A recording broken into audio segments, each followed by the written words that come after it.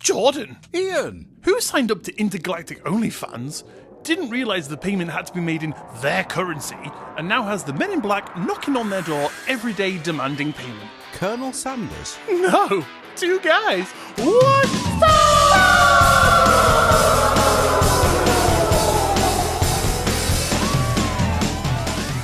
Hello, and welcome to episode 46 of Two Guys What's Up, the weekly comedy podcast where I don't need to sign up to Intergalactic anything because my name is Iain, and I'm joined by the guy who is the sexiest content creator this side of the Milky Way, Jordan. Jordan, how are you? Oh, I'm feeling really good, especially after that description. Especially after that last take. Yeah.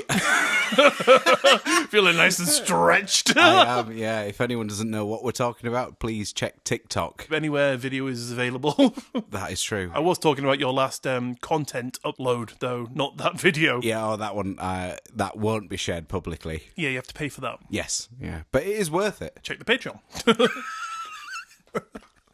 Imagine if someone did. Yeah, oh, I'll get on that right now. Luckily, the link is in the description, so if you want to check the Patreon, there won't be any naughtiness there, but there is plenty of cool stuff. Oh, so many people have turned off now. Fair enough. So, we are recording the day after Halloween, so how was your evening? Was there any spookiness, any creepy business that went on? So, to answer that question, I'm going to sound really grumpy, but I decided to go to my mum and dad's because I couldn't be doing with answering the door. So what I did was... You bastard! I know, it sounds like it. I ended up buying a tub of sweets that I left outside. Right. With a little note saying, Happy Halloween. You one of them? Yeah, Happy Halloween. Please help yourself, but in brackets, please be mindful of others. Smiley face. Fair enough, yeah. And they were all gone. You are on camera, so if you take more than one, I will track you down, and I will take those revels back. Yeah. I didn't say they were revels. Did you take them? Fucking hell, I've implicated myself. Shit. But yes, that's what I did. So I had a joyous Halloween. Very good. Because I got Very good. cooked by my mother. Cooked? Well, I wasn't cooked. You got cooked for? Yes. Right. My mother cooked for me. Okay, so there was no, like... Not me. No spit roasting going on. No content creation. Yeah, I forgot my camera. I was gutted. Yeah. All that for nothing. God. Should have stayed at home and answered the door. Yeah, that'd have probably been a more eventful evening. Oh, dear. Well, I'll remember for next time. Great, well done. How are you? How was your Halloween? Anything exciting? It was cold as fuck. We took our two children out trick-or-treating. So we took our youngest. It was his first ever trick-or-treating. He was dressed as a bat, and it was fantastic. And he absolutely loved it with his bat costume. And he had like full like a wingsuit. So like as he was walking, he'd like be trying to fly and stuff. Amazing. And he loved it. And there were a few houses we went to that had the obligatory bowl outside. So in other words, don't knock on my fucking door, mate. I'm trying to enjoy my evening. I don't want to participate in your shit, but if I have to, here's a bowl of sweets. And I was commenting to my wife saying it really kind of ruins the mood, you know, because the whole fun of it is you knock on the door, you know, people go, oh, look at your costumes, and you look dead sweet and stuff, and you feel good, and you get some sweets, and it's all amazing. But there's these bastards, these utter life fucking fun-ruining wankers that stick the bowl on the front porch with a note that says, I'm off out to enjoy my evening because I don't want to be bothered by you bastards. Take a piece of sweet. Take a piece of sweet. Just bite half. You're like, it's like the people who are like so tight-fisted are the type of people to have like a dairy milk bar. It's like, just snap off a nugget. Don't take the whole thing. Amazing. Just snap off a little nug. I need to remember that for next year, actually. It's a really good idea. Yeah, you buy two and you find for like 10 trick-or-treaters. Oh, so good. I could have saved so much money. Well, you know, that's what happens when you are a frugal person who has no money like myself. You learn these amazing tricks. That's so good. Yeah, I hear that's what you do for your son's pack-up as well. It is, yeah. Break it up into 5 days of the week. I think that's generally called just buying a loaf of bread because it's already pre-cut up for you. No, that's right. I was thinking dairy milk. Yeah, he doesn't get treats like that. Fair enough, yeah. Love it. Anyway, where are we today, Jordan? What is going on? What is the happy haps right now? We are in my home. You are in your home. And you. And I am also in your home. Yes, and my dog. Yes. who's sort of taken a bit of a liking to you now. Yeah, I have finally won him over. Yeah, I think... I have gone against all the odds. I've done the things that my mum always said I'd never be able to do, and I have made your dog love me. Yeah, absolutely. I think what did it was this time he didn't swing him by his tail. Yeah, I think, that was probably the kicker. I walked in, I didn't say, all right, dickhead, then pick him up by his front legs. He just did that to me. Oh, dark. Yes, that isn't true. No, yeah, Before God, the no. RSPCA Yeah, I get fucking involved. love dogs. I would never do such a thing. Cats, on the other hand. Yeah. No, I'm kidding. Still kidding. Still kidding. It's fine, they've got 9 lives. It's all right. You could do it 8 times. They're fine. Yeah, that's cool. All good then. Nice. Anyway. What have you got coming up for us today, Jordan, on this magical fucking episode that is being recorded in your very own living room? Well, in light of the whole kind of trick-or-treating thing that I've managed to somehow avoid... Yeah. Do you remember a couple of episodes ago I did about uplifting quotes to get you started for your week? I remember that very well. Okay. I live by your mantra every Monday. Amazing. Well, I thought yin and yang, things that also really annoy me. Okay. So I've got a whole list of things that annoy me way more than I should. And I think other people will agree. So after you've got through the Monday, you've got through the working week, on a Friday, you can really let loose and think about those things that just fucking really piss you off. See, no, it's more of a Wednesday thing. 'Cause, Okay, right. It's like the Monday, yeah, we can do this. Tuesday, you're losing the momentum. Yeah. Wednesday, you think, I've got 3 more days. As it is called hump day. Exactly. Friday, you feel good because you think, well, I've got the weekend. No, not me. I work 21 hours on a weekend. If you could do a segment on ways to get through working 21 hours on a weekend and not seeing your wife and not spending that lovely, really nurturing, important time with your children, that would be amazing. Alas. No, not going to do that for you, Ian. So I've got a bunch of things that annoy me. Brilliant. Fantastic. Love it. Thanks. You're welcome. You might agree. We'll see. We'll find out. I'm probably sure I will. A lot of things annoy me. Including myself. Never. And what have you got for us today? Well, Jordan, today I have got 2 stories for you.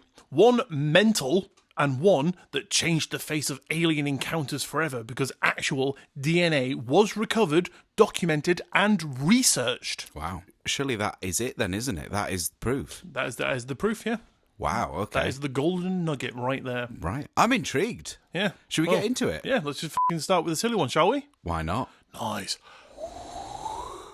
Right, Jordan. There is a gentleman, 53 years young, named Simon Parks, who resides in a delightful little seaside town called Whitby in North Yorkshire. Which, Jordan, if you remember correctly, is just 19 miles from us. I do remember. But not only is this person a proud Whitbyan, but he also serves as a Labour councillor there. But he also has a long-standing relationship with aliens. And when I say relationship, I mean relationship. If you get what I mean. You mean dinner and dessert? I mean dinner, dessert, and a little bit of yabba yabba. Oh, do you? Is that what you mean? Oh yeah, baby. It's my favourite bit. So our guy Simon recently made an appearance on a documentary which aired here in the UK called Confessions of an Alien Abductee. Did you catch that? No, I didn't. It documented a few people who claim to have been abducted by aliens, and I really feel, I'm not sure if it was edited to be this way, but it really felt like they were just taking the mick out of them. Oh, right. But then again, I don't know if the people who were in the documentary were just a little bit off their rocker. One of them said the aliens tend to come when they're eating KFC chicken. Wow. So whenever this person eats KFC chicken, they get a little nervous, like looking around, like, "Oh, are they gonna come? Are they gonna?" I mean, I'd just stop eating KFC chicken. So would I. I'd be Yeah. like, McDonald's then. Yeah, exactly. I mean, our KFC is literally 40 steps to a McDonald's. It is. So if It's you a want some great chicken, afternoon. yeah, if you want some chicken, just go and grab yourself from some selects. You're all good. Perfect, yeah. And aliens, they're like, you bastard.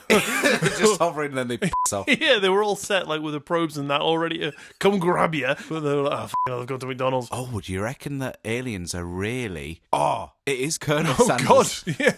It's all come full circle. He states that this long-standing relationship goes as far back as gestation, the gestational period, when you're in the womb. So he says that he has been visited and even taken by extraterrestrials ever since being in his mother's womb. He has a very clear memory of a face with no real distinguishing features, and then suddenly being aware that there was much more to this world than he knew. Okay. He describes it as being a spiritual experience. I mean, that is what happens when you eat KFC. No, this is a different person. Oh, right, okay. Fair enough. Was this Colonel Sanders himself? Yeah. Oh, it's a spiritual experience. It's delicious. Some might say finger-licking good. But he says he has been abducted for so long, he's not scared of them. So, when he is abducted by these raunchy gits, he says that he is visited by a green alien, which is called... I can't even read that. Mantids. It's almost like a mantis, which is green. Which is green. Very good point. And creepy looking. Very f***ing spooky. But he says they are 7 feet tall, wear cloaks, they will hold hands, and he will say, "I'm ready." And at that point, some technology that he doesn't understand will take them to a craft orbiting the Earth. Why does he say I'm ready? That's the problem. It's like, not ready, mate. And then they piss off because they're too busy waiting. Yeah, probably going like... I'd just much prefer to not be abducted tonight, please, mate. I'm in the middle of a game of Scrabble. Can you f*** off? I'm on my way to KFC. Can you wait until I've at least had my chicken? I haven't had tea tonight, right? I'm starving. I've been working. 7 foot, though. 7 foot, pretty tall buggers. Yeah. Green aliens. I've never heard of green aliens. Do you think they're poorly? Maybe. Feel a bit sick. You're so caring.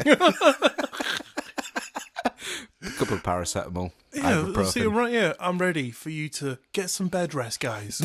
Come on now.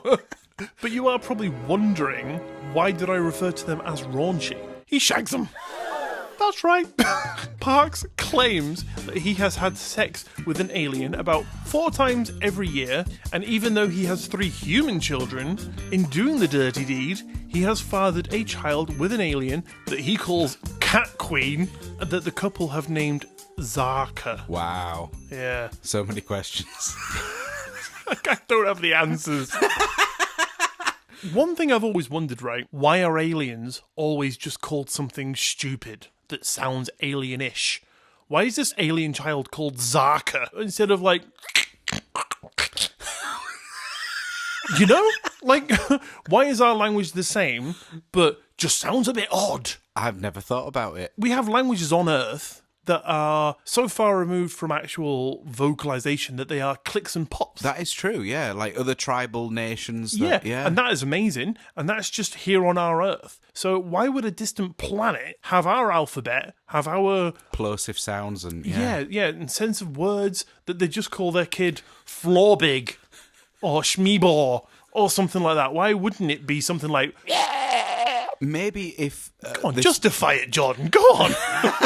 So if the person has heard this extraterrestrial say this or whatever it is... Oh, yeah, that sounded like Zorkan. Yeah, grand. Maybe they can't quite remember that, so they try and think of something that is close to it. But it just doesn't work out. It doesn't translate. I don't think Google Translate will help in this situation. Yeah, I'm not 100% sure on that. It's always just kind of weirding me out. Like, why are the planets always called, like, Zarkon 5 and Crablador? You know, I mean, that was my own example. That sounds alien, but it's just a mixed match of English fucking letters. That is true. But it gets messed up, Jordan, because let me tell you, these aliens, they need to be on some kind of fucking register, let me tell you. Right. Because Parks describes in an interview losing his virginity to one of these aliens in 1965 when he was just 5 or 6 years old. Oh, God. Yeah. He said, it was a holographic sexual experience, so I didn't exactly lose my virginity. It was using a much more advanced technology like anything we have on Earth, or anything the army can think of. To aliens, it's not about age, it's about experience and souls. Well, they need locking up. Yes, exactly. That's what I was thinking.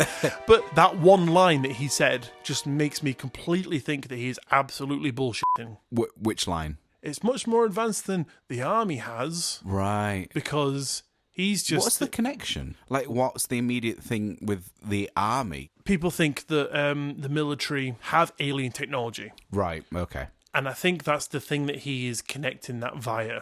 Okay, But fair enough. For a start off, why specifically the army? A lot of people sort of think like the military in America, like the people who have secret contracts, things like that. People who are paid to work on devices and undercover alien things that have been Like recovered. Bob Lazar. Yeah, exactly, yeah, things like that.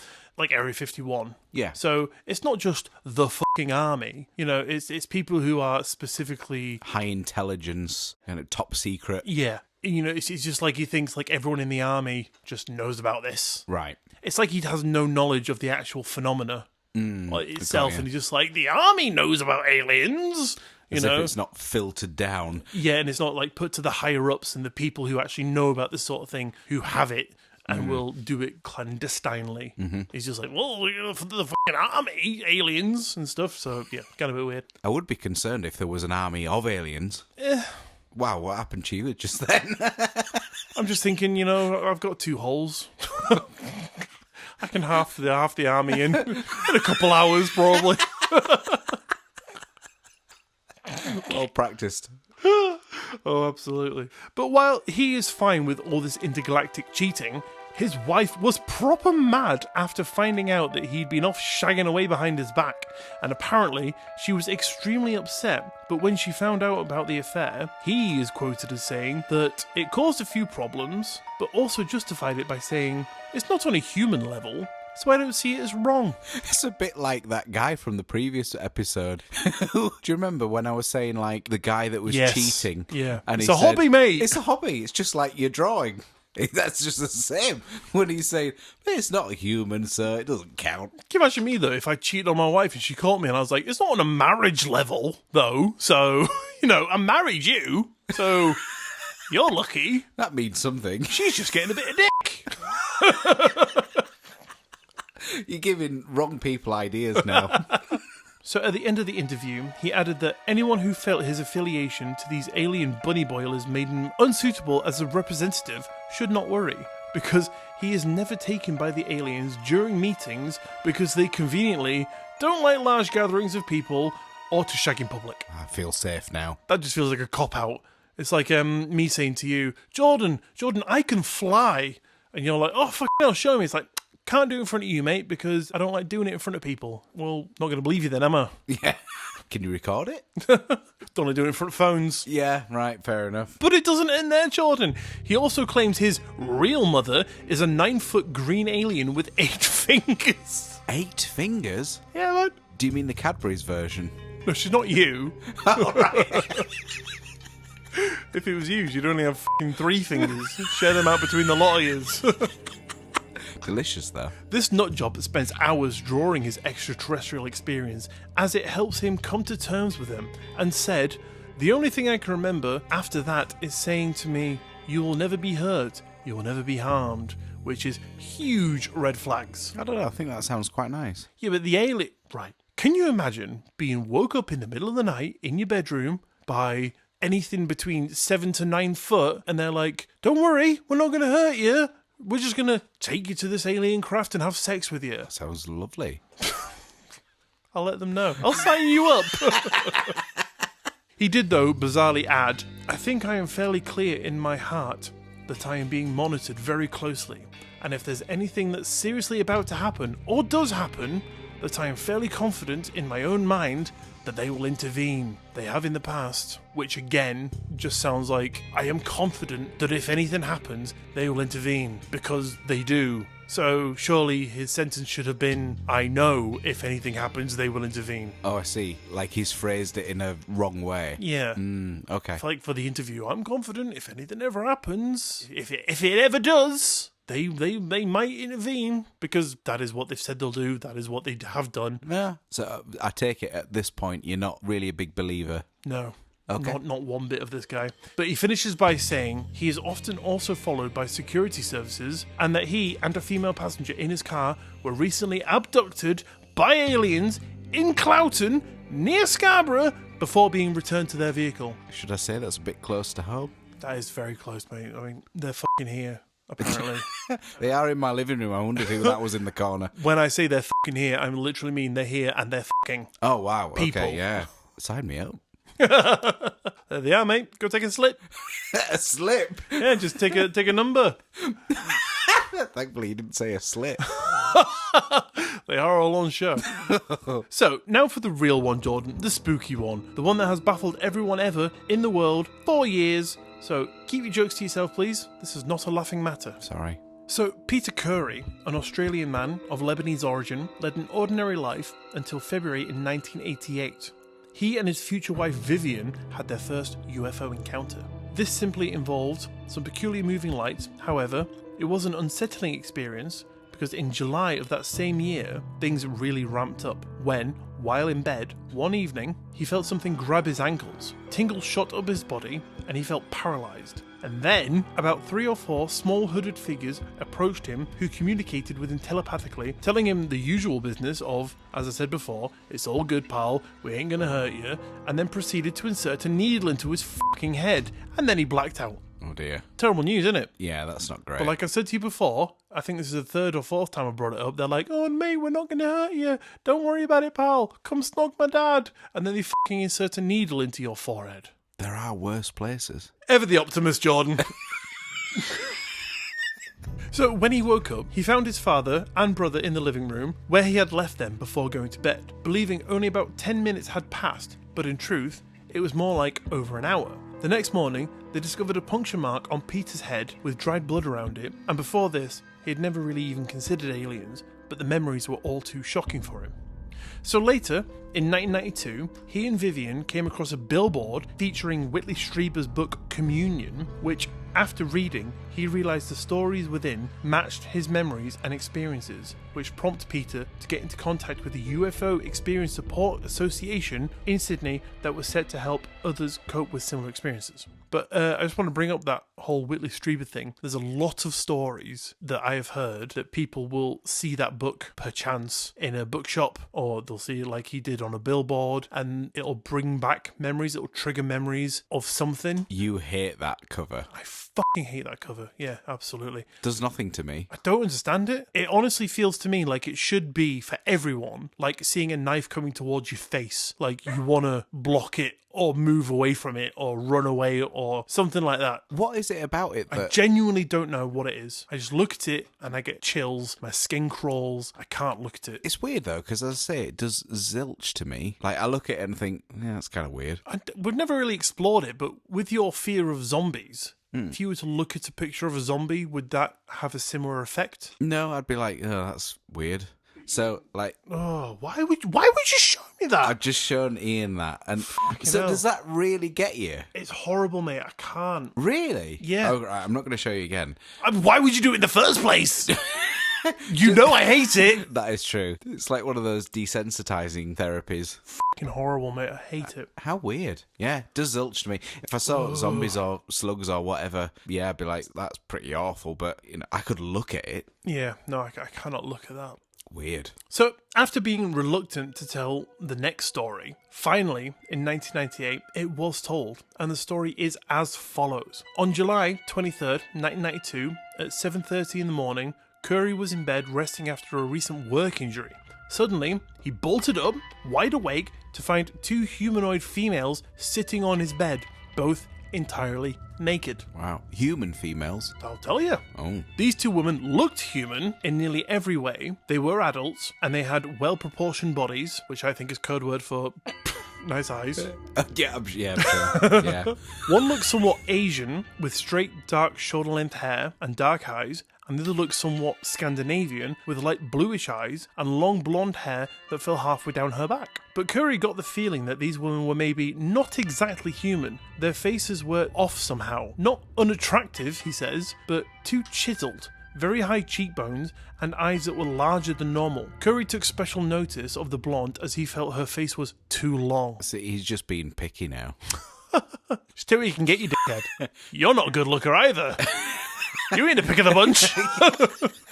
So at this point, Curry said he was shocked and didn't really have time to process what was occurring, but the blonde reached out with both hands and cupped the back of his head, drawing his face towards her chest. He resisted, as he was married, Good guy. But he said she pulled harder. He kept pulling back, but she was pretty strong. She pulled me over, and my mouth was basically on her nipple, he says. Wow. And then, I'm guessing, as he didn't really know what else to do, he bit down.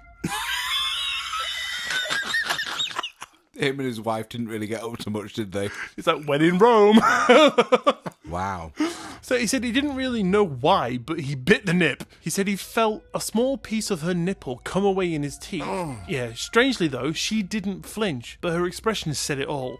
She sat back and was almost confused, like, this isn't the way we do the sex. What is all this about? So in shock and confusion, she looked at the other woman, who looked at him and was like, this isn't the way it's supposed to happen. You've done this wrong, you stupid human.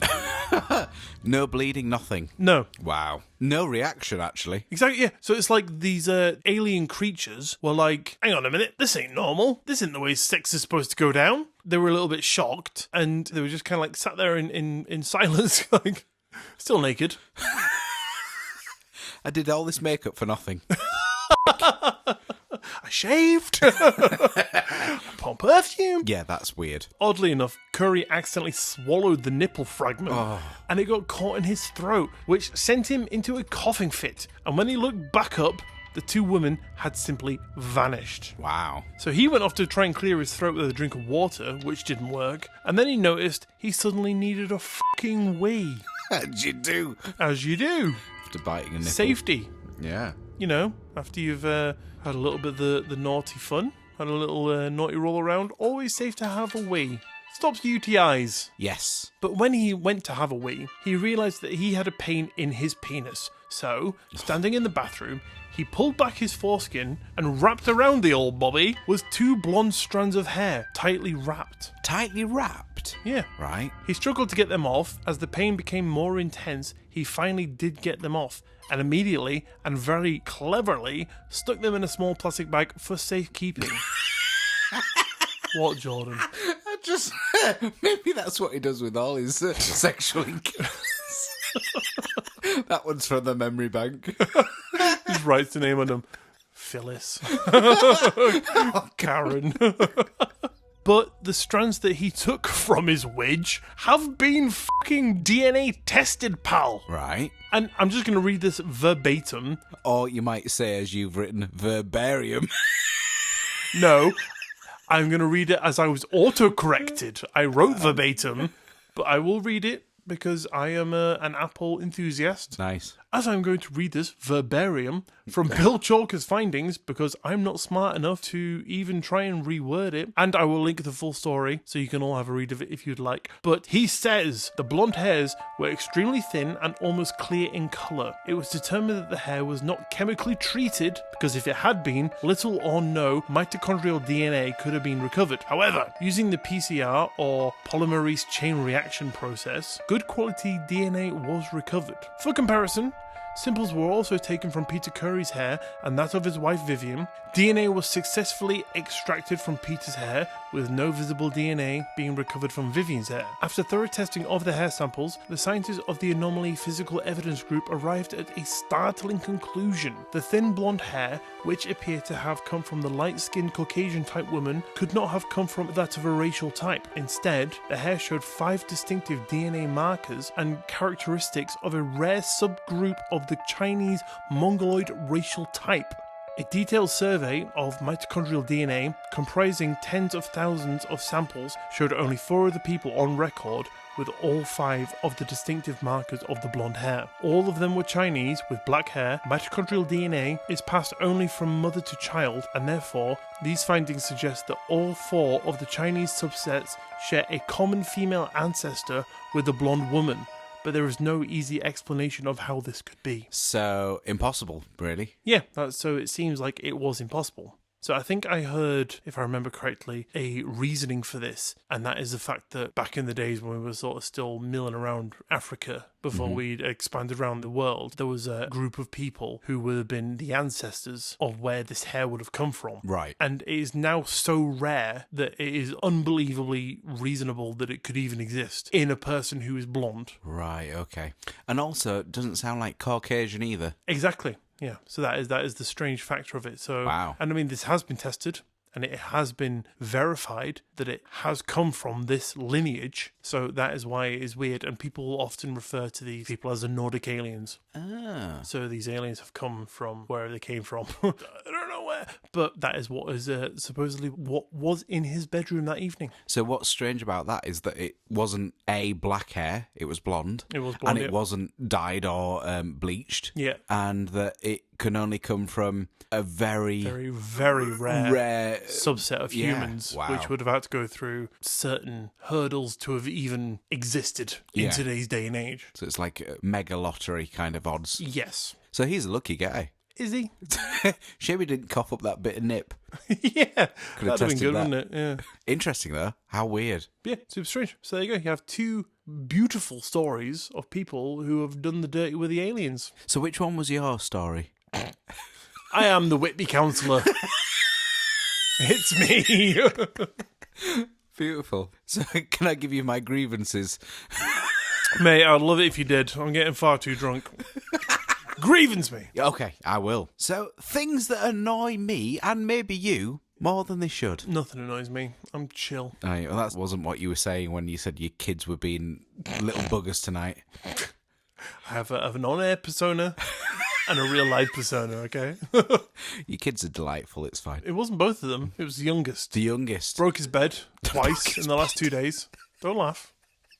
Are you gonna buy me a new bed? Go on Quidco. Quit now!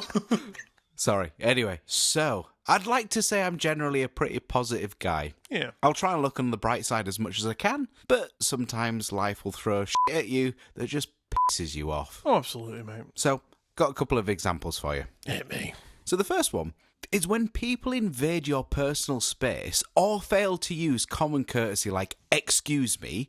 This rattles me. So, like, maybe you're browsing a section at the supermarket and someone reaches across you to grab something. Just say, excuse me. Like right in front of your face? Yeah, like just reaches across you. And excuse me is fine, I'll step away. Those grapes look delicious. Get the out of the way. Like, I'd rather that than them reaching across me, breathing all over me. Yeah. Annoys the hell out of me. If it does you, please let us know. You at home, not me. He doesn't talk And to you me let know normally. as well. Number 2, when the internet is slow. Oh, like, yeah. immediate anger. This is like total first world problems. It is, And yeah. we should really be thankful that we have it in the first place. I think it's just because we've grown so accustomed to Yeah. a way that we expect it to be. When it no longer is, it's infuriating. Totally. Completely agree. And I just think slow internet, this day and age, unacceptable. Just kill me now. Honestly, it aggravates me way more than I should admit. So, like, waiting for web pages to load is just a struggle. Having lived through dial-up when I was young. Yeah, fucking hell. Right, I got a question for you. Okay. Right, because I can still remember The dial tone. Yeah, the sound of my dial tone. I want you to give me your. I'll give you mine first, right? Because this is what I remember. Are they right? all unique? I don't know. That's my question. I'm trying to figure out. I was never old enough to live through knowing if it was a thing that was individual or Right. if it was a common thing. But mine went bee bobby bobby.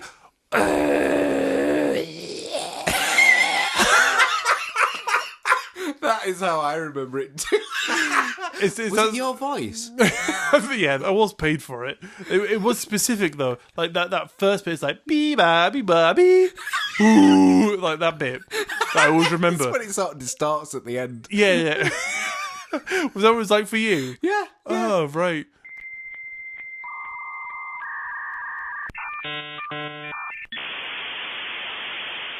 Right, so it's that pattern that Yeah. dee dee dee dee Yeah. dee dee. That's I it. always wondered if that was like just my house or if everyone had their own like distinct ones. Depending on how far away you were or something. Yeah, it's like someone's like, oh yeah, bum porn. It's like did it did it dip. Yeah. So we both lived through dial-up, and it sounds like we were next to each other. But so annoying when pages don't load. I mean, nowadays, waiting more than 2 seconds without any content showing is enough to just boil my piss. Tell me about it. It's like, awful. When I see that 5G drop to 4G, I'm like, fucking hell. Do I really have to wait 3 more seconds to see these? To See what, Ian? Nothing. Oh, just to let Google load. Yeah, my browsing history is completely sure it nothing is. bad in there. If you showed me, it'd probably take 5 years to load anyway.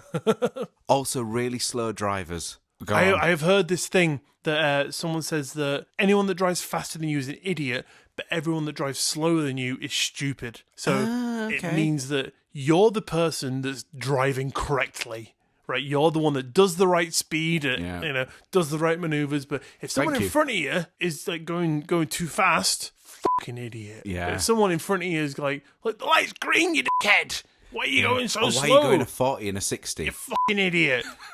So, like, everyone in the world has their own correct sense of driving, and everyone else to them in the world is an idiot or stupid. Or both. Yeah. Someone that wants to speed, so they've just got their foot revving on the accelerator, but is only doing like 2 mile an hour.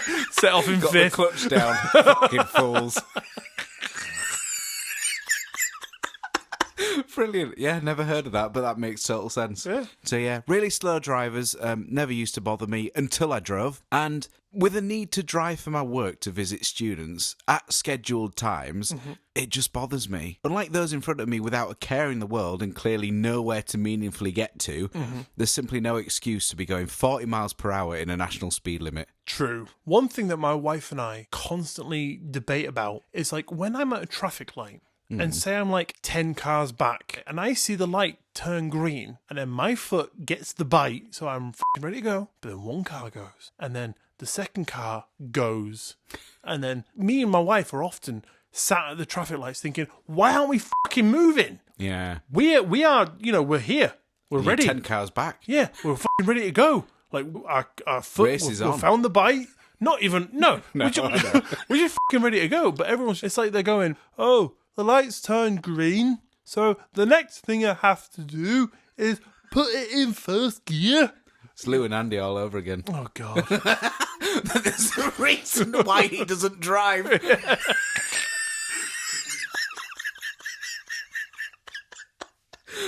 Moving on. Customers waiting in a fast food line for 10 minutes and then not knowing what to order when it's their turn. Very good point. What could you have been doing in that time? Like, do you even want to be there? Chat about what you don't want, maybe? Like, right, so what are we getting tonight? Don't want a pizza. Don't want anal, so don't ask me. To the husband. If that was on the menu. Yeah. So a fiver. Extras, Coke, pot of sauce, anal. So yeah, that aggravates me. And also, really slow people in supermarket aisles. My parents often talk about this. Like I people, thought you were going to say that they are. No. Right. My parents are the people that are like, get in, get what you want, get the fuck out. Yep. They hate it. But they often talk about like people who are like, Tracy, haven't seen you in ages. And then they put the trolleys end to end, stand in the middle of the fucking aisle, blocking it all. Yeah. Right in front of like on an aisle, you could have frozen aubergines. How did you pronounce that, sorry? Aubergines? Aubergines? Yeah. Wow, never heard it said like that. Aubergines. Aubergines. Aubergines. Wow, no, sorry, yeah, just interesting. I was in the middle of a rant, Jordan. Sorry, I know. Don't interrupt me again. Apologies. So you got all these fucking obscure things on this aisle, like frozen pixie dicks or something, right? But they're stood right where the chips are. And you want the chips, but they're like, Doreen, haven't seen you in 5 years. How's your canker sores? How's your fucking rabies going? They're not aliens, Jordan. Oh, right. But yeah, no, I totally get what you mean. Yeah. Like, you're just trying to get past. The worst part of it is the reduced section. Before things are about to go out of date Yeah, that day. and people just crowd round and they like block it off with the trolleys.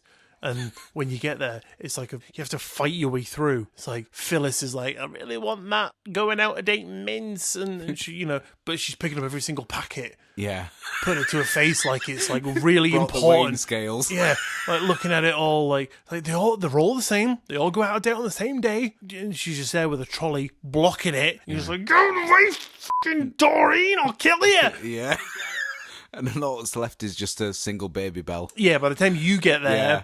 there's a fucking out of date bottle of Lucozade or something. Yeah. So, yeah, absolutely right. And that whole idea of blocking the aisles, that absolutely does it for me. Obviously, I'm excluding elderly, of course. I'm not fucking heartless. No.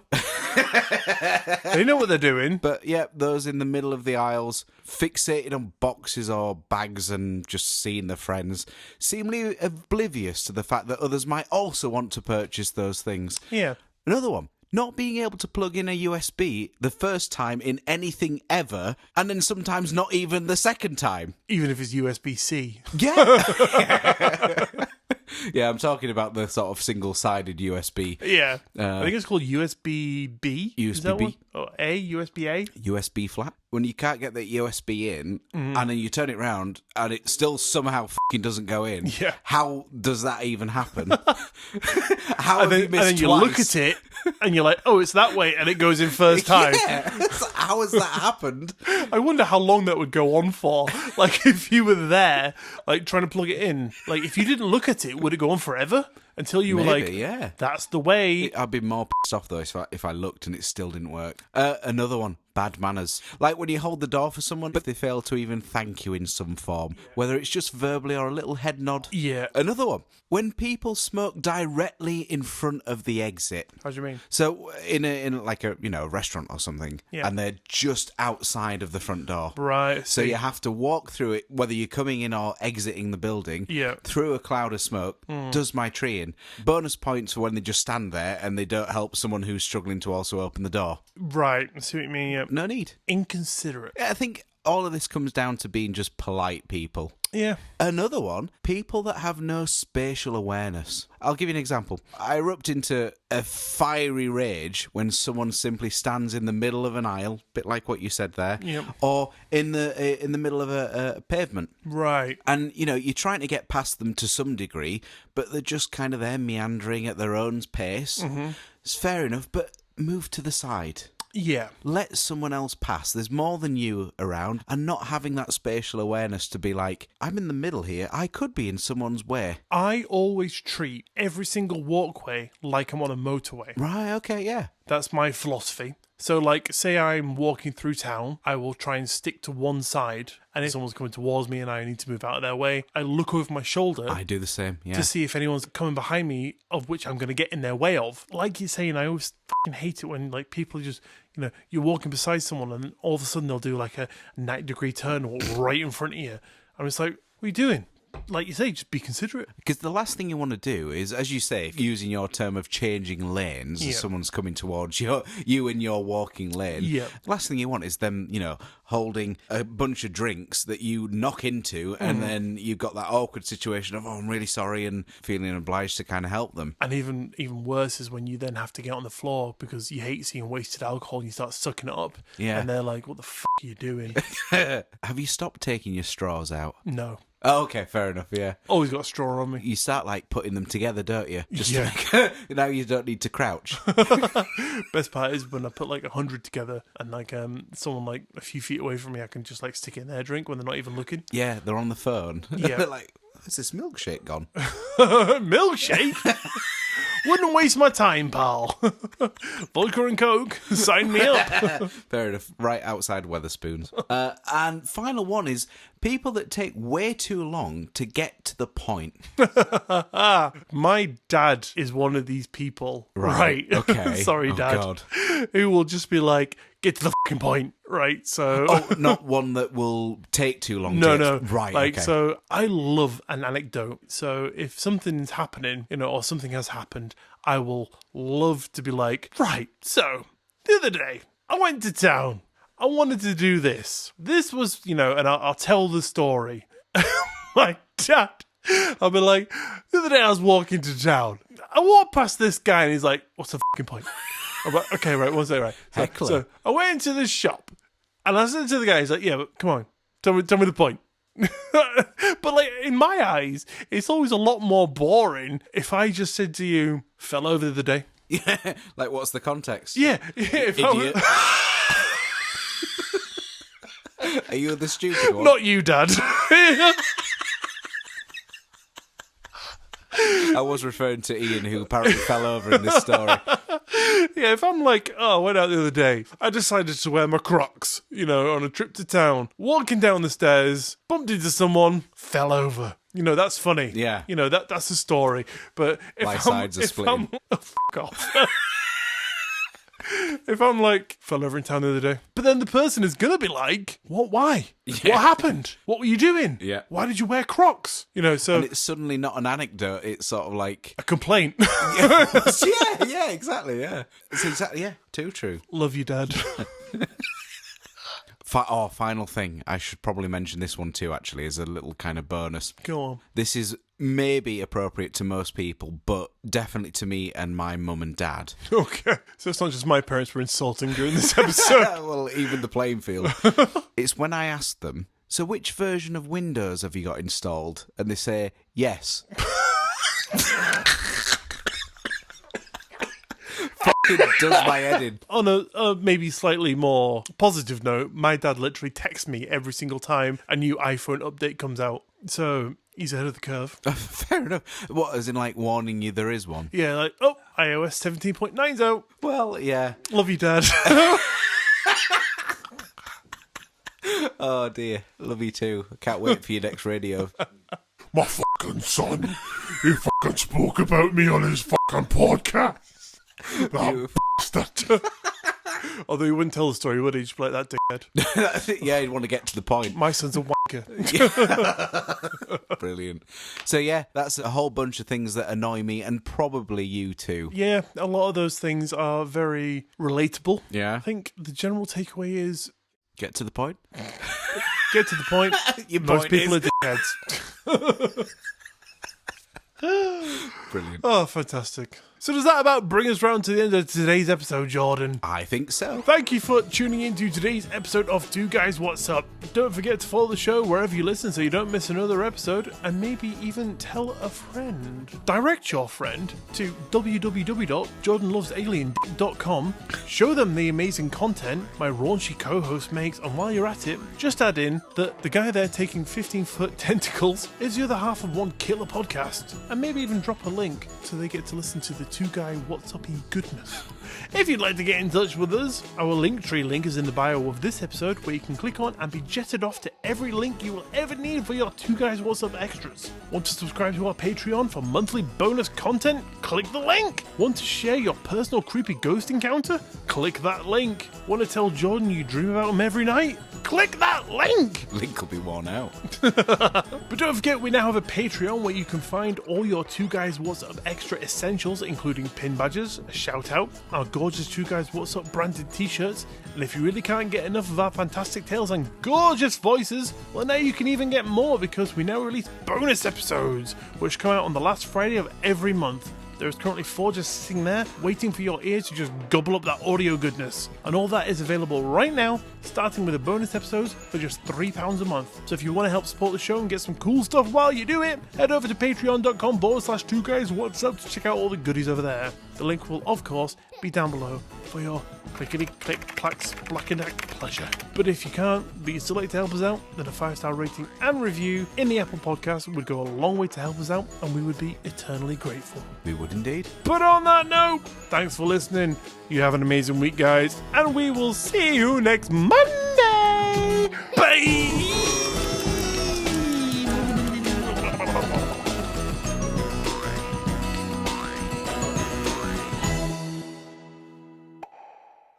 I'll let you just top up your drink. Thanks, I'm fucking dying. I'm parched, mate. Ah, yeah. The first 5 didn't quite quench your thirst. I think I've accidentally poured too much rum. I'm gonna have to finish the bottle. I'm gonna die.